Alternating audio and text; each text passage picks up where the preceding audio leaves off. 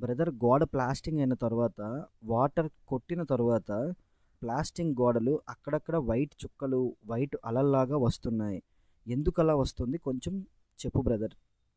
అంటే మనం హౌస్ కన్స్ట్రక్షన్లో వాటరింగ్ చేసినప్పుడు ఏంటంటే ప్లాస్టింగ్ అయినప్పుడు చిన్న అన్ని దగ్గరలో కాదు, కొన్ని కొన్ని దగ్గరలో వైట్ కలర్ మనకి సాల్ట్లా అయిపోద్ది అనమాట.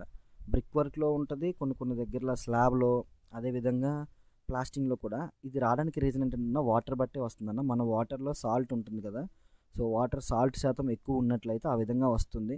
కానీ ప్రతి దగ్గర మనకి ఎంత సాల్ట్ లెస్ అయినా సరే కొంచెమైనా సరే ఆ విధంగా వస్తుంది. అదేవిధంగా ప్లాస్టింగ్ చేసినప్పుడు కూడా మాల్ మిక్సింగ్లో మనం తడి మాల్తో ప్లాస్టింగ్ చేస్తే పర్లేదు. మనం ఏదైతే కొంచెం మాలు దళసరి ఎక్కువ ఎక్కినా, అదేవిధంగా కొన్ని కొన్ని దగ్గరలో ఏంటంటే దళసరి ఎక్కువ ఎక్కి జారుతూ ఉంటుంది అనమాట ప్లాస్టింగ్. అటువంటి దగ్గర పొడి కొడతాం. సో ఆ పొడి కొట్టినప్పుడు అది ఒక అలలా తయారవుద్ది అనమాట. తడిగా ఉన్నంతదంతా బ్లాక్గా ఉంటుంది. ఆ పొడి ఎక్కడైతే కొట్టామో అది ఒక అలలా ఏర్పడుతుంది అనమాట. సో ఆ విధంగా వస్తూ ఉంటుంది. సో అది వాటర్ శాతం అండ్ మిక్సింగ్ రేషియో వర్క్ని బట్టి కూడా ఉంటుంది అనమాట. సాల్ట్లో వచ్చేదైతే మాత్రం వాటర్ వల్లే. ఓకేనా?